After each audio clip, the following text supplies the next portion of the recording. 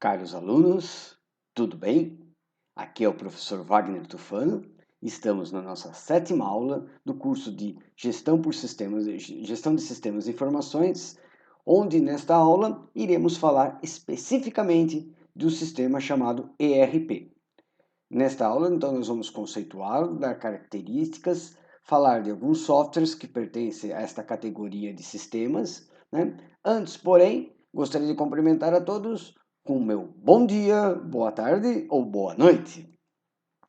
Lembrando então, para começar, o ERP é a sigla de Enterprise Resource Planning, cuja tradução literal seria Planejamento dos Recursos Empresariais. Na realidade, essa tradução não nos traz um sentido importante do que vem a ser este sistema de informações dentro da organização. Uma caracterização, uma tradução melhor, que daria uma caracterização melhor para esse tipo de sistema, seria, então, um sistema de informações, um sistema integrado que vai permitir toda a gestão empresarial. Tá? Ou seja, o ERP vai ser um sistema que vai integrar módulos como, por exemplo, estoque, compras, vendas, financeiro, contábil, fiscal, patrimônio, RH, produção, marketing, pós-venda. Vai integrar todos esses módulos, com o grande objetivo de promover a gestão empresarial. O ERP é, como nós comentamos nas aulas anteriores, um sistema de informação do tipo SPT, ou seja, Sistema de Processamento de Transações, utilizado na gestão das empresas com o objetivo de integrar departamentos operacionais de uma organização em um único sistema. Ou seja, o ERP é um sistema que está implementado, que vai poder estar implementado na empresa, na camada mais básica, na camada mais operacional da empresa, e vai então automatizar e integrar todos os departamentos que compõem a grande cadeia de valor das empresas. Então, algumas características dos sistemas ERP. A primeira característica, como o próprio nome diz, como a própria definição nos dá, é que esses sistemas eles são integrados. Ou seja, as informações elas não são proprietárias de um único módulo, elas não estão presentes em um único módulo. À medida que você tem a entrada de dados nos sistemas, esses dados vão ser distribuídos para os mais variados departamentos integrados pelo sistema. Então, você tem, por exemplo, informações que vão ser distribuídas entre a área de estoque, a área de armazenamento da empresa, com a área de compras, no que se refere a estoque, produtos em estoque, suprimentos, cotações, pedidos, a recepção desses produtos, a entrada desses produtos. Você vai ter dados e informações que vão estar integrados na área financeira, no que se refere a caixa, contas a receber, contas a pagar, na área fiscal, cálculos, livros fiscais, escrituração. Esses dados também vão poder integrar toda a parte comercial da empresa, como a gente já comentou aqui, a área de telemarketing, serviço de atendimento ao consumidor, CRM, Customer Relationship Management, administração, vendas, faturamento, toda a parte de transporte, logística, fretes, e dentro disso aí a área contábil, como eu vou comentar daqui a alguns slides com vocês. Então, importante saber que a primeira característica dos sistemas ERP é o fato deles serem softwares integrados. Segunda característica é que, se eles são integrados, a informação ela vai ser digitada apenas uma vez no sistema, ou seja, ou ela é digitada por um usuário do sistema, ou mesmo alguns dispositivos de entrada de dados podem gerar esta informação, como, por exemplo, uma catraca eletrônica, um leitor biométrico, até aquele leitor de íris, reconhecimento facial, uma balança eletrônica. São todos dispositivos que permitem a entrada de dados, que sendo digitada ou não, ela vai ser feita apenas uma vez no sistema. E uma vez essa informação digitada, ela vai, como eu expliquei anteriormente, integrar todas as áreas. Eu gostaria de citar como exemplo para vocês as empresas que no passado não eram informatizadas com ERP, Elas, por exemplo, exigiam a comercialização de produtos ou serviços com notas fiscais em 2 ou 3 vias. Né? Uma via ia para o estoque, outra via ia para a contabilidade e outra via ia para o fisco. Ou seja, cada via de uma nota fiscal, ainda na época das notas fiscais, era digitada num sistema específico. A via que ia para o controle de estoque era digitada para dar a entrada do produto de estoque. A via que ia para o fiscal era digitada para dar entrada nos livros fiscais e apuração de ICMS. E a via que é para a contabilidade era digitada na contabilidade para gerar os lançamentos contábeis e o contas a pagar. Vejam só vocês, 3 sistemas diferentes, a digitação da mesma nota fiscal efetuada 3 vezes diferentes. Por quê? Porque os sistemas não eram integrados. A partir do momento que um sistema ERP ele é integrado, a informação, no caso desse exemplo que eu estou fornecendo para vocês, uma nota fiscal, ela é digitada apenas uma vez no sistema e a informação é distribuída, é integrada entre os vários departamentos.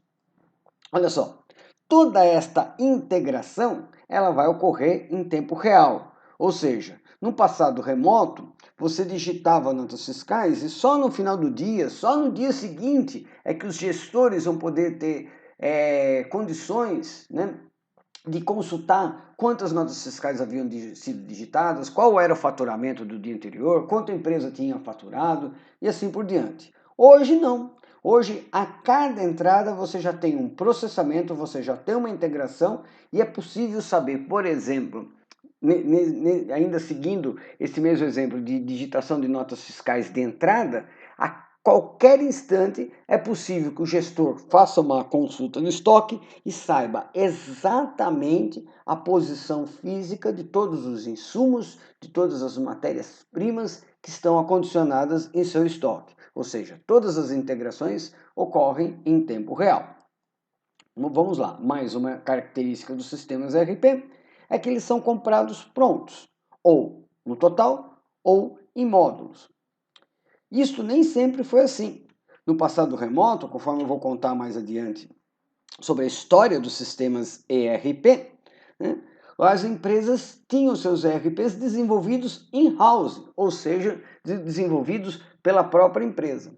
No início dos anos 70 e anos 80, as grandes empresas tinham um departamento de processamento de dados, que depois pode ter virado departamento da tecnologia da informação, e nesse departamento eram lotados vários analistas de sistemas, vários programadores, digitadores, ou seja, um pelotão de pessoal de tecnologia da informação que desenvolvia para cada empresa, desenvolvia o seu ERP.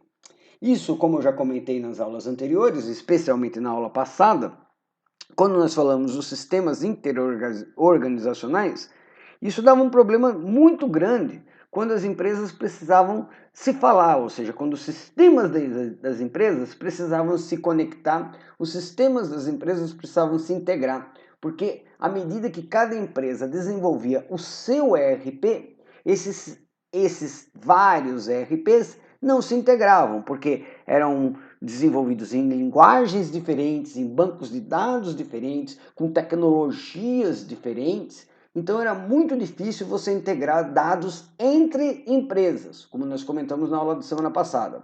À medida que os ERPs passaram a ser comprados, adquiridos de maneira pronta, você vai ter um número fixo de concorrentes no mercado que desenvolvem esses sistemas e com isso fica muito mais fácil a possibilidade da integração de dados para viabilizar o B2B, o business to business, ou seja, aquela importante integração entre empresas para automatizar todos os processos de vendas e compras, como nós comentamos na aula da semana passada.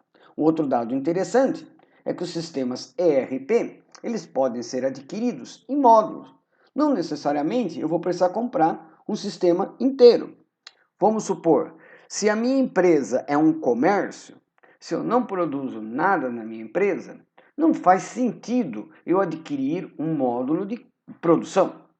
Minha empresa não produz, é simplesmente um comércio, uma compra ou venda. Ou vamos supor, se a minha empresa é uma prestadora de serviços, eu também não vou ter um módulo de produção, né? Por outro lado, pode ser que eu já tenha optado há muitos anos por terceirizar a folha de pagamentos. Se eu tenho um terceiro que faz o processamento da folha de pagamentos, eu não preciso adquirir um módulo de RH dentro do ERP. Então, desta forma, eu posso comprar os módulos que eu necessito e posso fazer essa implantação modular, ou seja, eu posso começar implantando um módulo de suprimentos, compras, cotações, controle de estoques. Depois eu posso implantar um módulo de produção, né? Solicitações, transferências internas, controle da produção, PCP, né? Depois eu posso implantar um sistema de vendas e faturamento, e assim por diante, e assim por diante. Apenas, como eu já vou mostrar daqui uns slides para vocês, o módulo de contabilidade é um módulo muito importante que, na grande maioria das vezes, sempre vai ser um módulo que vai ser adquirido e implementado nas empresas. Mas isso aí daqui a pouquinho eu comento com vocês. Continuando as características dos sistemas ERP, eles são baseados em modelos de processos. Vejam só, quando nós informatizamos um departamento da empresa, quando nós informatizamos uma área da empresa, o objetivo não é apenas automatizar. O objetivo não é apenas cortar custos. O objetivo não vai ser apenas eliminar funcionários, mas sim o objetivo vai ser tornar o processo mais transparente, tornar os processos menos burocráticos, tornar os processos mais simples, otimizados. O grande objetivo das empresas, quando se automatiza, então, não seria apenas a diminuição de custos, o corte de funcionários, a automação, mas também a otimização de processos.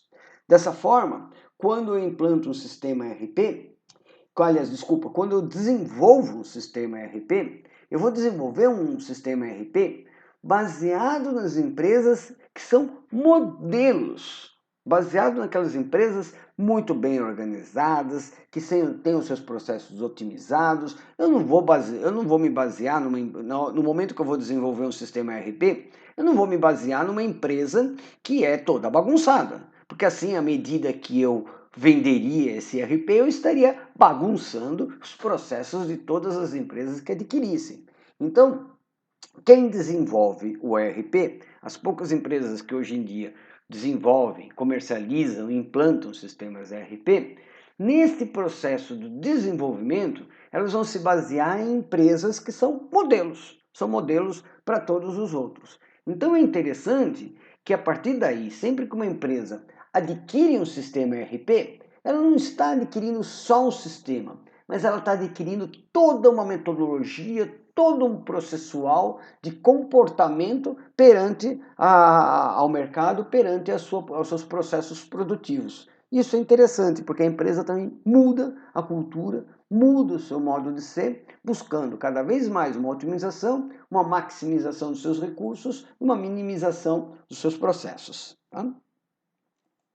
Bom, estamos terminando essa parte de característica. Uma outra característica dos sistemas ERP é que eles têm uma grande abrangência funcional, ou seja, quase todos os segmentos, quase todos os ramos, né, hoje em dia, podem ter um sistema ERP ou módulos de um sistema ERP implementados. Eu posso ter módulos no sistema ERP num açougue, num comércio de carnes, que compra e vende carnes. Eu posso ter um ERP, módulos no ERP numa padaria, que compra matérias-primas e produz pães ou derivados.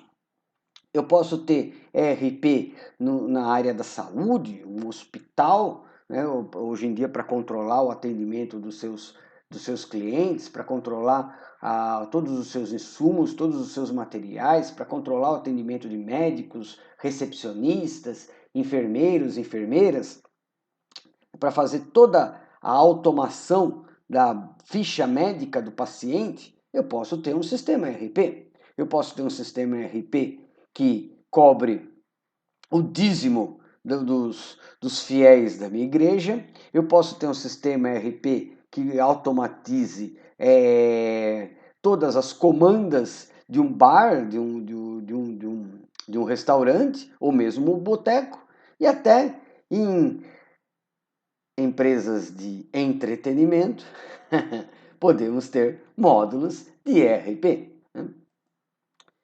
Por último, olha só, o ERP vão ser sistemas integrados com bancos de dados centralizados. Como eu já mostrei para vocês,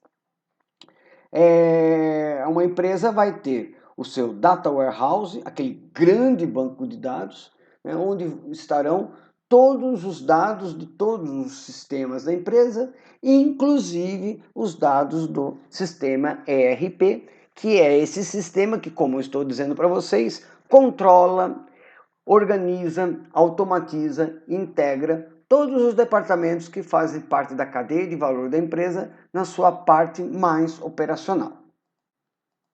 Bom, seguinte, é importante dizer para vocês que o sistema ERP ele pode ser adquirido em módulos. Ele pode ser adquirido em módulos, como eu já havia dito, como uma característica importante, né? Estes módulos eles vão ser implantados na empresa e é muito interessante dizer que uma operação sempre vai depender da anterior. Uma operação sempre vai depender da anterior. Então aqui eu estou dando um exemplo para vocês acerca dos principais módulos de um sistema ERP. Seja qual for o sistema, né, esses são os principais módulos. Então, por exemplo, eu tenho aqui a área de suprimentos. Para que eu tenha a área de suprimentos, para que o sistema o módulo de suprimentos possa funcionar, eu devo adquirir produtos do fornecedor. Eu não posso vender antes de adquirir. Então eu tenho que ter uma ordem, eu tenho que ter uma lógica de operação, né? Tenho que ter uma lógica de operação para que todo o sistema funcione. Isso por sua vez, pode ser uma coisa meio complicada. Alguns podem dizer que isso burocratiza a empresa, mas por outro lado, né, quando a gente respeita uma lógica de operação, a gente está deixando a empresa mais controlada. Fica mais fácil de administrar uma empresa que tem todas as suas operações registradas e controladas do que aquelas empresas bagunçadas. É muito comum a gente ver no mercado aquela empresa que está com a produção atrasada por causa do atraso da entrega da matéria-prima. Aí quando chega a matéria-prima, né, o administrador, o líder, o chefe da produção, não passa essa matéria-prima no controle do estoque, no estoque, não passa. Descarrega ela direto na produção, porque a produção está atrasada e precisamos produzir rapidamente o nosso produto acabado. Vejam bem, senhores, num sistema que tem ERP, eu não vou poder startar a produção sem antes ter registrado as matérias-primas na área de suprimentos. Eu tenho que ter uma lógica de operação, para que a minha empresa possa ser controlada, possa ter os dados corretamente, para que lá na frente a gente possa tomar a decisão de uma maneira coerente, de uma maneira pé no chão. Porque se a empresa não tem o registro de suas entradas feito de maneira online, né, integrada no momento que as coisas acontecem, eu também não vou ter uma informação lá na ponta muito bem atualizada, não vou ter uma informação na ponta firme que possa dar condições para a minha tomada de informações. Desta forma, olha só, essa aqui são os principais módulos do sistema ERP. Então aqui eu vou ter a parte de suprimentos, né, à medida que eu adquiro matérias-primas, insumos para a minha produção, produtos de escritório, produtos de limpeza e coisa e tal, eu gero contas a pagar. Quando eu baixo essas contas a pagar, eu atualizo os suprimentos, para que após eu ter os suprimentos, eu posso planejar um processo produtivo, né? Após ter os suprimentos e planejar, aí sim eu posso produzir. Uma vez que eu tenho os produtos acabados no estoque, eu posso efetuar as vendas, olha lá, as vendas, né? Toda esta aquisição de matérias-primas e essa venda que vai ser feita a partir do faturamento, né, vai ter aqui no centro, né, no coração de tudo, o módulo da contabilidade. Posso ter ainda módulos de recursos humanos, né? Posso ter tesouraria, ou seja, todo contas a pagar e todo contas a receber, né? É pago ou recebido na tesouraria, né? E aqui as setinhas, as integrações. E aqui as setinhas, as integrações. Lembrando, quando a gente fala dessa troca de informações com entidades externas, do lado de cá fornecedores e do lado de cá clientes, mantendo aquele mesmo padrão que a gente já vem utilizando há várias aulas, eu posso estar utilizando os sistemas interorganizacionais, visto na aula passada, que seria o EDI ou o B2B, né? O EDI e o B2B. E aqui eu tenho o fluxo das informações, tá legal? Então aqui esses são os principais módulos. Alguém pode falar, não, mas eu trabalho com controle patrimonial, não está aqui. Eu trabalho com operações de comércio exterior, importação e exportação, não está aqui, né? Vejam bem, senhores e senhoras, esses aqui são apenas os principais módulos. A gente pode ter muito mais coisa além disso, né? Vamos por partes. Olha só. Então é o seguinte, para deixar mais claro para vocês, quando nós estamos falando de sistema ERP, talvez essa sigla, grande parte da turma já tenha ouvido falar, mas não entenda exatamente o que seja ERP. Então, para deixar mais claro, para deixar mais assim notório para vocês, quando eu estou falando de sistemas ERP, esses grandes sistemas integrados que automatizam toda a área operacional da empresa e coisa e tal, eu estou falando, por exemplo, do SAP. SAP, não é SAP, tá? O SAP, que é um ERP alemão muito tradicional, que começou a ser desenvolvido no início dos anos 90, como eu já vou comentar, como uma integração de vários outros módulos, que a Alemanha já tinha uma tradição muito grande de produzir, porque o ERP, ele nasce na indústria, E vocês sabem muito bem que o berço de grande parte da indústria, que a Alemanha é um grande berço da indústria, né? Então, por conta disso, a Alemanha é um dos países que tem uma das maiores tradições no desenvolvimento de ERP do mundo, e está aqui o SAP, que não me deixa mentir. Lógico que o SAP tem um concorrente muito grande, que é o Oracle Applications. O Oracle Applications é americano. Não confundam com o banco de dados Oracle, né? Oracle é banco de dados e é ERP também, né? Por exemplo, o Facebook, que o Facebook utiliza o banco de dados da Oracle para guardar todos os dados dos seus usuários, do seu perfil, das timelines, dos grupos, né, dos comentários, dos posts, das discussões intermináveis que nós temos todos os dias, né? Isso tudo é armazenado em banco de dados da Oracle. Mas aqui eu não estou falando de banco de dados, eu estou falando de sistemas ERP. E a Oracle também tem o Oracle Applications, que é o seu grande ERP. Talvez alguns colegas aqui da classe utilizem Oracle no seu cotidiano, especialmente se trabalharem em empresas multinacionais com matrizes americanas. Tá legal?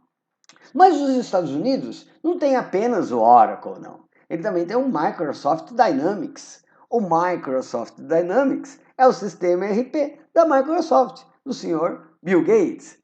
O Bill Gates ele não faz brinca só processador de texto, planilha eletrônica, banco de dados, software de apresentação, PowerPoint, Windows ou Outlook, né? O seu Bill Gates, ele também já desenvolveu há muitos anos o Microsoft Dynamics, que é um ERP da Microsoft. Alguns podem estar perguntando, mas por que eu nunca ouvi falar, nunca vi esse Microsoft Dynamics? É que realmente o Microsoft Dynamics não pegou muito aqui no Brasil por causa da carga tributária brasileira. O Brasil tem, como você sabe, uma carga tributária muito grande, tem uma cesta de impostos gigantesca, e essa cesta de impostos gigantesca dificulta que sistemas importados sejam implantados aqui, porque a customização, a adaptação é muito grande. Imaginem só vocês, lá nos Estados Unidos, eles têm 2, 3 impostos, o ICV, o IPI, o IVA, né? Tem pouquíssimos impostos. Aqui no Brasil não, aqui no Brasil nós temos IPI, ICMS, COFINS, PIS, IR, né? INSS, ISS, nós temos impostos em nível federal, estadual, municipal, né? Quando nós temos contribuições, nós temos CID, né? A gente tinha a CPMF, nós temos uma cesta de impostos que totalizam mais de 50 impostos e contribuições. Então, isso dificulta muito a implantação de sistemas aí de fora aqui no Brasil. E isso aconteceu muito com o Dynamics. Como ele foi um software desenvolvido para a realidade brasileira, fica muito difícil adaptá-lo, customizá-lo, implantá-lo aqui no Brasil com uma realidade completamente diferente no que se refere à tributação. Né? Que a tributação brasileira é algo assim que só doido entende. Né? Tanto que a gente tem falado muito tempo numa reforma tributária, mas infelizmente essa reforma tributária, eu já presenciei algumas na minha vida, essas reformas tributárias são apenas desculpas para aumento de impostos e não para a simplificação, para a redução de número de impostos. Né? A maioria das reformas tributárias que eu já vivenciei são apenas reformas para aumentar impostos, criar novos impostos, aumentar alíquotas, né? E com isso você não tem uma simplificação do processo. É por esses outros motivos que o investimento nesse país é tão complicado, justo um país que precisa de tantos investimentos externos. Mas deixando esses desabafos de lado, olha lá, um outro sistema ERP famoso é o BAN. O BAN, que é holandês, também é europeu, né, faz parte aí do hall aí da carteira de sistemas de concorrentes desenvolvedores de sistema ERP. E aqui no Brasil? Aqui no Brasil nós temos o Made in Brasil, que também não é pequeno. Né? Nós temos a TOTUS, que muitos também devem utilizar no seu dia a dia, muitos devem falar, devem conhecer. Olha só, ela é a junção atualmente de três grandes empresas brasileiras, né? Três grandes empresas. A Microsiga, com o seu Proteus, né? Que foi o que prevaleceu na aquisição, porque na realidade foi a Microsiga, né, com o seu Proteus, que adquiriu a DataSul, que tinha o Magnus, o EMS ou Magnus, né? E foi a Microsiga que também adquiriu a RM Sistemas, né? Três empresas brasileiras adquiridas pela Microsiga, que se tornou TOTUS, com V no lugar do U, como era a propaganda da Marília Gabriela. Então, o que acontece? Essa TOTUS é a junção dessas três empresas, né? O DataSul, da EMS Magnus, como o próprio nome está dizendo, era um ERP muito utilizado na região sul do Brasil, né? Empresas como Sadia, ERG, grandes empresas lá da região sul utilizavam esse DataSul. O ERM era um sistema muito famoso na área de recursos humanos. Então a Microsiga comprou esses dois, se transformou em TOTUS e hoje é, como a gente vai comentar na próxima aula, a maior empresa de software, não só do Brasil, como da América Latina. Olha lá. Mas, é assim, um SAP, ele é um investimento muito caro. A aquisição de alguns módulos iniciais do ERP da SAP, pode ser um investimento que gira em torno de milhões de dólares. Então, quem é que compra SAP? Empresas multinacionais, em especial empresas multinacionais europeias, né? Porque se for americana, compra Oracle, né? Mas são empresas multinacionais que compram estas soluções mais parrudas, né? Que funcionam com grandes redes de computadores, grandes redes internacionais.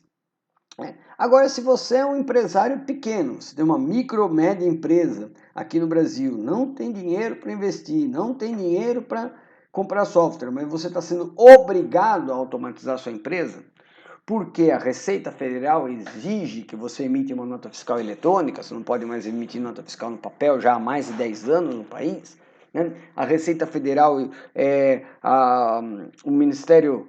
o governo brasileiro, exige que você mande as informações pelo e-social e assim por diante. Então você pode comprar soluções menores, como por exemplo o empresário que deve estar na sua versão 4 ou 5, é um ERP vendido em prateleira de lojas como Calunga, né? Como Saraiva. Você compra esse empresário em livrarias, né? lojas assim de material para escritório, você compra um sistema como esse, que é um sistema mais simples. É um sistema, faz tudo que o SAP faz? Lógico que não. Faz a parte principal. Tem menos relatórios, menos módulos, menos controles, mas tem aquilo que é necessário para uma empresa, o primordial para uma empresa se automatizar. Então, se você está aqui assistindo essa aula e está pensando, meu Deus do céu, eu não tenho $1 milhão para começar a implantar o SAP, nem deve, porque isso aqui é uma solução de grande porte, de grandes empresas multinacionais. Os pequenos utilizam essas soluções menores, mais baratas, né? Aqui com, sei lá, com 3 mil, 2 mil reais, você compra, implanta um sistema desse. Né? Ou então, se você não tiver rede de computadores na sua empresa, se você não tiver computadores mais parrudos na sua empresa, nem isso você precisa adquirir. Você pode comprar você pode comprar licença de uso, você pode ter uma licença para poder utilizar o ERP Flex, que é uma grande tendência, que eu vou comentar na aula da semana que vem, uma grande tendência em nível de ERP, que seria você ter ERP nas nuvens. Né? Você vai ter nas nuvens, por exemplo, a Local Web, né? ela loca, né? Ela vende licenças de uso, né? E você vai pagar periodicamente, sei lá, mensal, bimestral, trimestral, para poder utilizar o seu ERP, e ele vai estar todinho instalado, vai estar todinho implementado na nuvem, e você pode, a partir de qualquer smartphone ou a partir de qualquer computador com conexão à internet, acessar os dados da sua empresa, acessar o ERP da sua empresa. Legal, né? Você não terceiriza só o software, mas você terceiriza o software e o hardware da sua empresa. Tá? Mas aí, comecei pequeno, cresci e quero implantar essas soluções mais para médio ou grande porte. Então aqui, ó, pequeno porte, médio, grande porte. Posso? Tem como migrar? Sim, tem como migrar.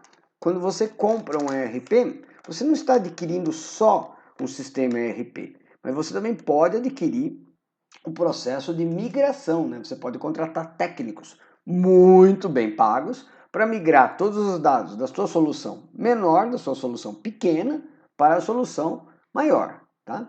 Existem até alguns ERPs que vocês podem até baixar grátis na internet. Nossa, grátis? É open source? Sim, open source.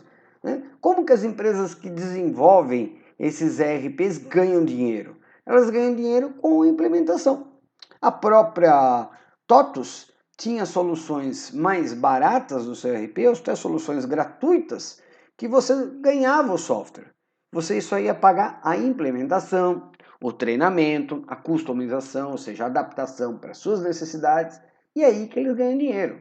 Aliás, empresas de software, atenção meus queridos, atenção minhas queridas, olhos para o software. Como eu já falei nas primeiras aulas, inclusive em sala de aula, uma das áreas que vocês podem atuar com muita firmeza é a área de análise de negócios.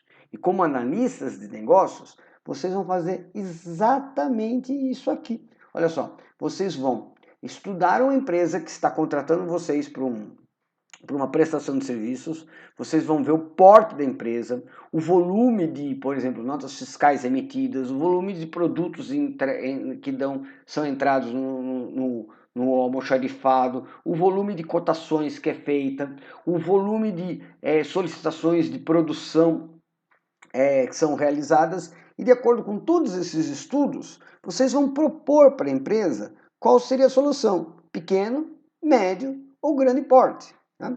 Além disso, vocês podem trabalhar na parte da implementação, no treinamento. Notem que eu não estou falando de desenvolvimento, porque o software já está desenvolvido, você só vai adaptar, você só vai customizar, você só vai implementar o software no cliente, né?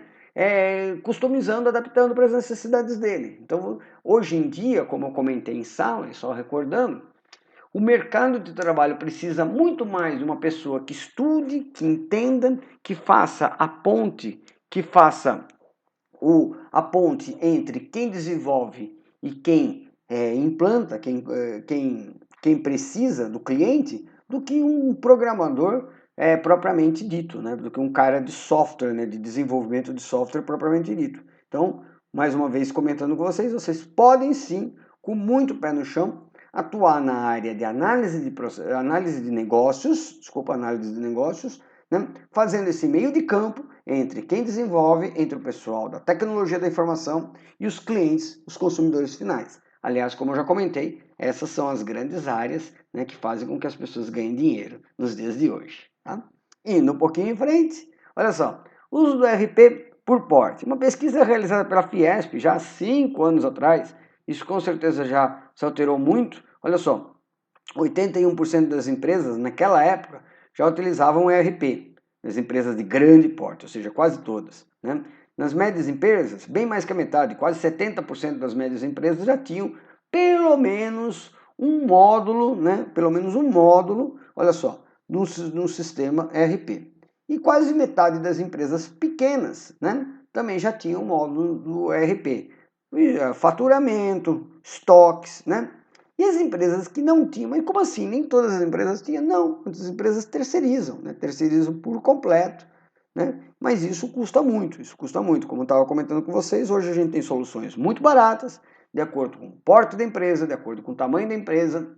Na realidade, quando nós falamos de ERP, não existe uma tabela de preços, não existe uma tabela de preços, né?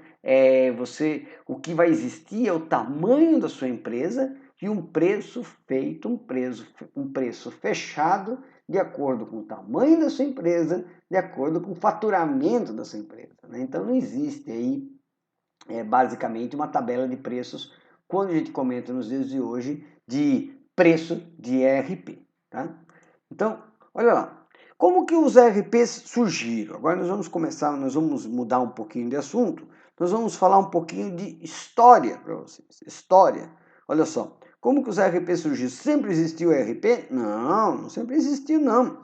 Como eu comentei com vocês, os ERPs surgem basicamente na Europa, né, mais especificamente na Alemanha, né, como sistemas para automatizar processos de compra, processos produtivos, né, de um lado, e do outro lado os processos de controle de escritório, controle de contabilidade, né, os processos que sejam processos secundários. Né? Então, o ERP ele surge como uma forma de automação dos processos primários e processos secundários da empresa.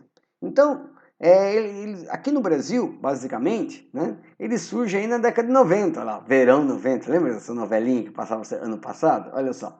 Então, ele surge quando na década de 90, o Brasil, né, no governo Collor, sim, o governo Collor que foi a reabertura, né, foi o primeiro governo da redemocratização no Brasil, foi uma época marcada pela abertura de mercados. Né? O Collor, que ficou apenas 2 anos no poder, né? o grande mérito que ele teve, se teve algum, né? O grande mérito que ele teve foi o de abrir o mercado brasileiro, que até então era uma ilha. No que se refere à tecnologia, no que se refere a hardware e software, havia no Brasil, desde a década de 70, passando por toda a década de 80, uma lei de reserva de mercado. Através dessa lei de reserva de mercado, o Brasil ele era proibido de importar softwares para pequena e média empresa e ele era proibido de importar microcomputadores mini computadores. Né? Então, mini computadores, microcomputadores, softwares para pequenas e médias empresas, obrigatoriamente deveriam ser desenvolvidos aqui no Brasil. Né? Isso foi uma tentativa infantil, ingênua, desculpem a crítica, de querer incentivar a indústria local, porque o Brasil, sinceramente, ele nunca teve tradição de desenvolvimento de tecnologia, criação de tecnologia. Então, o que aconteceu no Brasil? Aconteceu basicamente foi a pirataria rolando solta, rolando solta.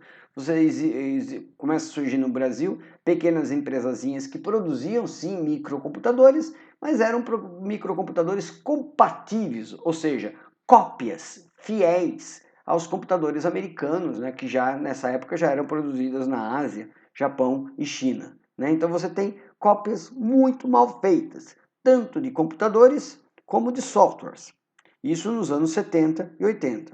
Pois bem, a partir dos anos 90, com o governo Collor e com a abertura dos mercados, né, o Brasil deixa de ser uma ilhazinha, nessa lei de reserva de mercado cai, deixa de existir, e a gente começa a ter a importação, a gente começa a ter a entrada de produtos tecnológicos, a entrada de tecnologia no Brasil. Ou seja, o Brasil começa a evoluir 10 anos em um. Né?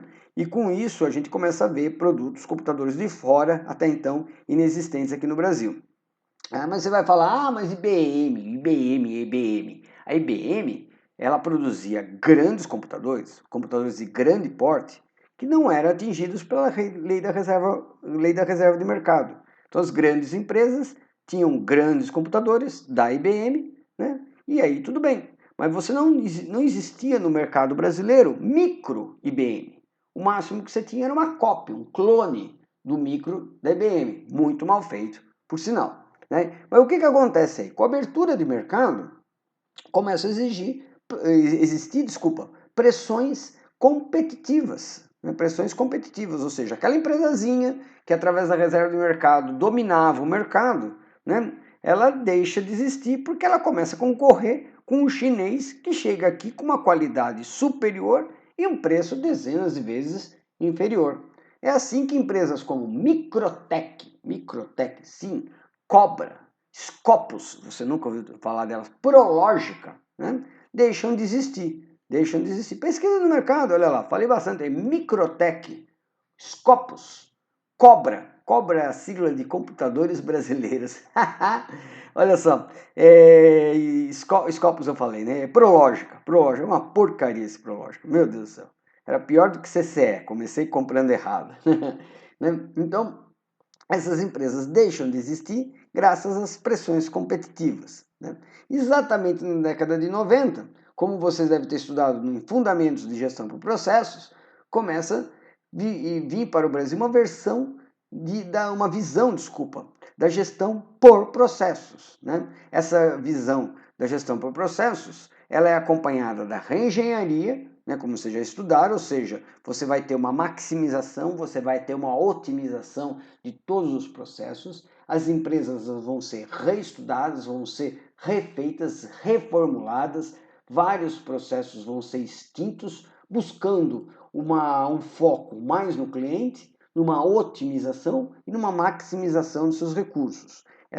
Dentro dessa questão da reengenharia e da maximização e da qualidade total, desculpa, faltou aqui, qualidade total, também existe o downsize. O que é o downsize? Se você for traduzir ao pé da letra, downsize é você crescer para baixo. Né?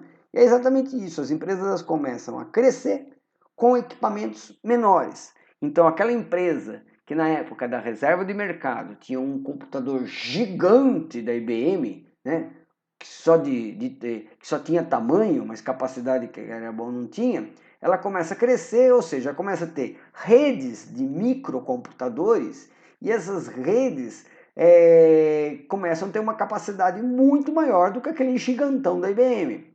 E não é só uma capacidade maior, mas um investimento muito menor, tanto em aquisição de hardware e software, como também na manutenção desses softwares. Porque imagina, quando você tinha um equipamento da IBM, grande porte, você não comprava só o computador, que por sua vez já era caríssimo. Você comprava também o contrato de manutenção, só a IBM consertava computadores da IBM, né? E você também comprava o software, só software IBM roda em computador IBM. Então você tinha uma venda casada, você ficava nas mãos da IBM, né? Que cobrava o preço que bem entendia. E não tinha concorrentes, né? A gente reclama dos dias de hoje, mas a vida aí nos anos 70, a vida aí no início nos anos 80 também não era boa não, né? E não só você fazia toda essa venda, a IBM te fazia toda essa venda casada, como os sistemas dela eram sistemas assim isolados, desatualizados, como eu estava comentando no início, você tinha lá 3 sistemas diferentes, né? A gente vai estudar isso no estudo de caso mais para frente, mas você vai estudar, você tinha aí 3 sistemas diferentes, né? Que para entrada de controle de uma nota fiscal, estoque fiscal e contabilidade, onde eram completamente desatualizados, isolados, e a digitação tinha que ser feita 3 vezes, né? 3 vezes. Então, olha lá, também nessa época, né, nessa questão do cenário para o surgimento do ERP, né, você começa então a ter um movimento de terceirização.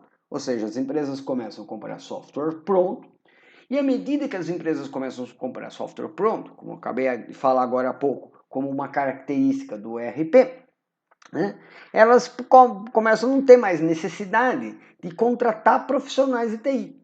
Então aquele departamento CPD, Centro de Processamento de Dados, Núcleo de Processamento de Dados, Tecnologia da Informação, sei lá qual fosse a sigla, ele deixa de ser um departamento da empresa e passa a ser uma área terceirizada. Afinal de contas, como vocês já estudaram em gestão por processos, né, a TI ela é um processo secundário. A TI dentro das empresas é um processo que não envolve o consumidor, o cliente final, mas é um processo que dá suporte às cadeias de valor da empresa, às áreas que compõem as cadeias de valor da empresa, produção, suprimentos, né, faturamento e assim por diante. Né? Então, o TI, assim como a questão de segurança patrimonial, assim como a manutenção e a limpeza, também foi uma área terceirizada. Isso gerou alguns problemas, né? Mas acima de tudo também facilitou diminuir os custos da empresa, que começou a comprar softwares prontos, né? Softwares prontos. Então esse é o cenário, né, que promoveu, né, que colaborou para o surgimento dos softwares de ERP, isso na década de 90, antes de você, inclusive, nascer. Olha lá. E como foi a evolução? Né? Quando o ERP, quando ele surge em 90, ele não surgiu do nada, né? Não foi de repente alguém, não, agora nós vamos desenvolver um software chamado ERP, Enterprise Resource Planning. Não, o ERP ele é uma evolução, ele é um crescimento sustentável de vários outros softwares que surgiram lá atrás. Eu vou explicar cada um deles nessa questão histórica do ERP, mas a coisa surge ainda nos anos 50, com os primeiros computadores ainda no pós-guerra, né, e seus sistemas de requerimento de materiais, MRP, Repeat After Me, Material Requirements Planning, ou seja, planejamento das requisições de materiais. Eram sistemas de compras, Quando o MRP integra com a produção, surge o MRP2, Manufacturing Resource Planning, não tem nada a ver aí com material, né? Esse M aqui de manufacturing. Ou seja, você já tem a integração do que antes era só sistema de compras e suprimentos, né? Você já tem o sistema de compras e suprimentos integrado com a parte de produção. Isso tudo se transformou, como a gente já explicou aqui no curso, no Supply Chain Management, ou seja, no gerenciamento da cadeia de suprimentos, né? Incorporando também toda a automação da produção da empresa. Então aqui você tem uma evolução do lado de cá, do lado que seriam a parte dos processos diretos, né? Os processos principais, né, da empresa, né? Os processos que atingem diretamente o cliente da empresa. Do outro lado, olha lá, você tem o desenvolvimento de sistemas administrativos e financeiros. Então, seria o sistema de contabilidade, sistemas de contas a pagar, contas a receber, sistema de recursos humanos, folha de pagamentos, controle de pessoal, o fiscal. Né? Então, você tem duas vertentes de desenvolvimento de software dentro da empresa, uma na área de suprimentos e produção e outra na área administrativa. Lógico, tudo com vistas já à automação, diminuição de custos, diminuição de profissionais e assim por diante, como a gente comentou lá na primeira aula, né? E à medida que você junta tudo isso, não só junta, como você integra, né? Como você integra tudo isso, você acaba tendo o ERP, Enterprise Resource Planning, né? Detalhando um pouquinho toda essa evolução, olha lá. Muito antes de surgirem os computadores, muito antes da gente ter computadores no mundo ou na empresa, em 1915 surgiu as teorias do lote econômico. né? O que era o lote econômico? Era o menor custo unitário, a melhor quantidade a ser comprada, né? O lote econômico, como vocês já devem ter estudado em gestão de materiais, gestão de produção, né? O lote econômico é exatamente a melhor quantidade a ser adquirida, né? Se uma empresa compra 200 luvas todo mês e a compra é mensal, o lote econômico vão ser as 200 luvas, né? Se a compra for feita bimestral, o lote econômico vão ser 400 luvas, porque você consome em média 200 luvas por mês, você compra a cada 2 meses, então você vai comprar 400 pares de luvas, né? E aí, em 1934, surge o ponto de reposição, ou seja, quantas luvas eu tenho que ter no estoque para adquirir aquele meu lote econômico. Então, supondo que eu compre 200 pares de luva todo mês, o meu consumo médio são 200 pares, e eu compro todo mês, logo também vou comprar 200 pares, e o meu fornecedor demora 15 dias para entregar, então eu vou ter que fazer o pedido quando eu chegar a 100 pares. Lógico, se ele demora 15 dias, eu compro todo mês, ou seja, ele demora meio mês a minha média de consumo são 200, quando chegar a 100, eu vou ter então ponto de reposição, ou seja, quando chega a 100, aquele ali é o ponto que eu tenho que pedir, tá? Lógico, ao conceito de ponto de reposição, também foi somado a questão do estoque mínimo, né, margem de segurança. Eu não vou pedir exatamente quando chega no 200, mas sim quando chega no 100, desculpa, mas quando chega no 102, 110, né? É aí que entram os sistemas mais modernos, que inclui a inteligência empresarial, business intelligence, que são capazes de me dar assim qual seria a margem, né, uma margem de segurança, baseado no histórico de atraso do fornecedor, né? Porque se o fornecedor não atrasasse nada, eu podia fazer o pedido, né, quando chegasse em 100, né? Porque exatamente isso aí a gente começa também a ter o just in time, ou seja, eu só vou ter o produto quando eu realmente necessito dele, né? Então, quando chegava, se ele demora 15 dias para entregar, o meu consumo médio mensal é de 200 luvas. Quando chegar em 100 luvas, eu faço o pedido, né? Mas à medida que esse fornecedor ele pode atrasar, eu posso ter sistemas que computam esse atraso médio do fornecedor ou que podem calcular um atraso médio, eu vou ter mais um ingrediente, né, nessa minha teoria da administração, que seria então a margem de segurança. Mas deixando isso aqui um pouquinho de lado, aquele MRP, ou seja, necessidade bruta, quanto eu preciso comprar, aquisição, automação de matérias-primas e insumos, como havia explicado no slide anterior, ele surge lá em 1950, ainda nos anos 50, junto com os computadores. Os computadores começam a surgir na empresa exatamente nessa década, exatamente nessa época aí da história, tá? Avançando mais um pouquinho. O que é o MRP? O que é o MRP? Não é simplesmente a compra, né, de insumos, mas é o cálculo de quanto você comprar. Lembra da árvore de produto? Olha lá, um exemplo da árvore de produto.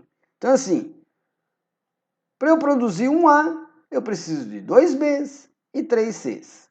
Para produzir um B, eu preciso de 2 Ds e um E.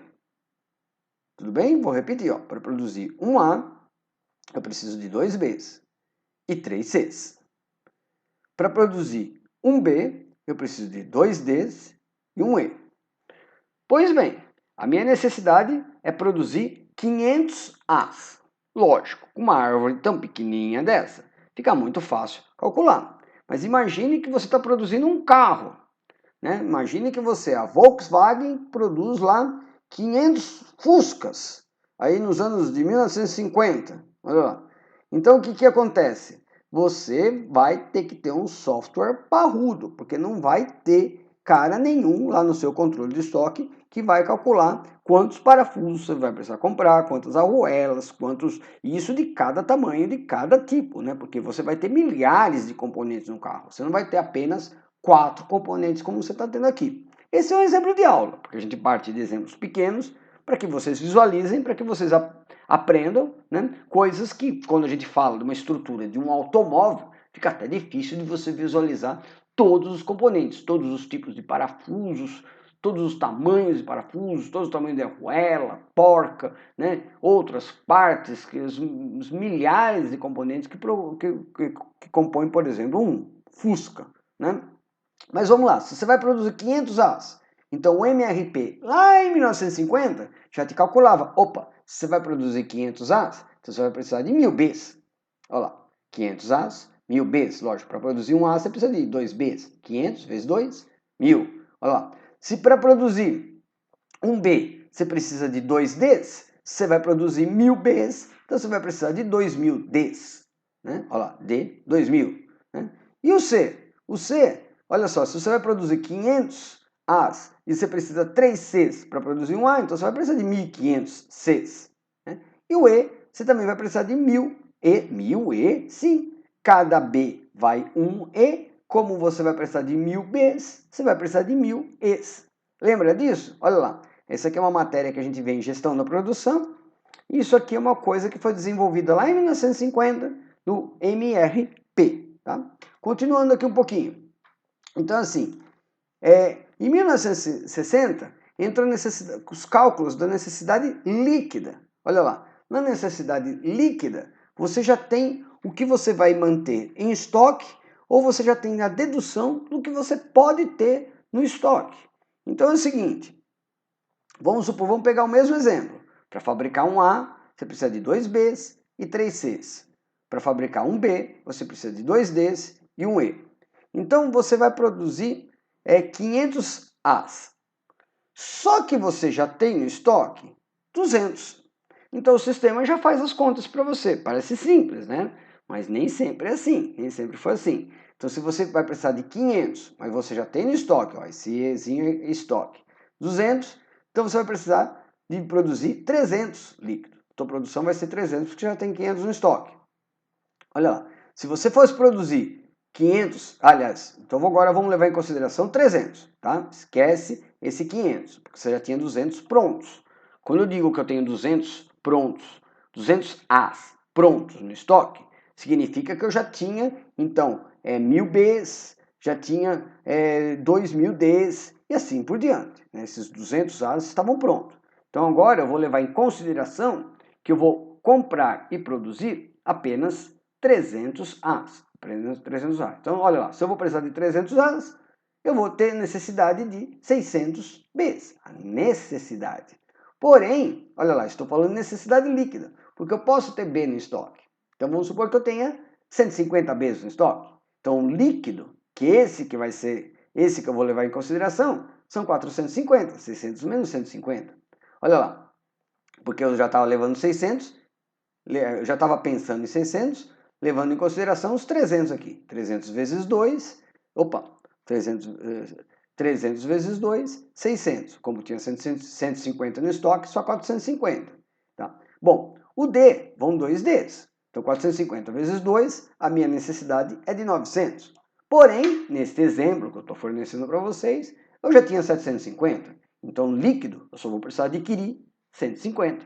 Então, essa é um exemplo aqui da necessidade líquida que foi desenvolvida ainda nos anos 60, quando eu estava pensando em nascer. Né? E toda a dedução aqui é a mesma coisa. Então, ó, N é necessidade, E é estoque, L é o líquido. Tá? Olha aqui que interessante o E.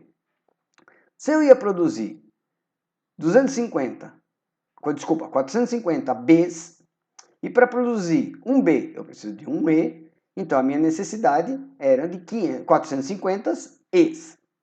Tudo bem? Ó, um B vai um E. 450 Bs, 450 Es. Só que eu tinha 500 no estoque. Então qual a minha necessidade líquida? Zero. E ainda vai sobrar 50 no estoque para uma próxima produção. A mesma coisa aconteceu aqui no D, né? Bom, tudo bem? Então vamos em frente. Essa necessidade líquida que surgiu em 1960. Olha só, tá? Necessidade líquida. Olha só. E em 1980, na década de 80, surge o MPS. O que é o MPS? É um plano de produção, plano mestre de produção, que vai controlar toda a produção, ou seja, toda a saída de insumos e matérias-primas e toda a volta, todo o retorno de materiais acabados, produtos acabados, para o estoque. Isso vai perpetuar também a questão da contabilidade e de toda a integração que existe nesse meio, né? Transferências de departamentos, apuração de custos, custos fixos, custos variados, custos por cadeia de valor da empresa, custos por departamento da empresa e assim por diante. Isso tudo então nasce nos anos 80 com esse plano mestre de produção. E em 1990 veio o MRP2, que aí ele vai envolver o quê? O Kanban, né? Ou seja, as fichas de controle de estoque, né? Com média de consumo e tudo mais, que vocês também já aprenderam em gestão de produção. E nos anos 2000, como eu já expliquei para vocês, o ERP integra com supply chain, ou seja, agora a empresa passa a ser uma corporação virtual, feita a partir da integração de várias empresas, né? Empresas que ora fornecem, empresas que horas consomem, e toda essa integração é feita de maneira automática entre os sistemas de ERP, que compram e vendem automaticamente entre si. E isso, logicamente, perpassa por toda a cotação, né? E cotação e integração com contas a pagar, contas a receber, logística, bancos e assim por diante, né?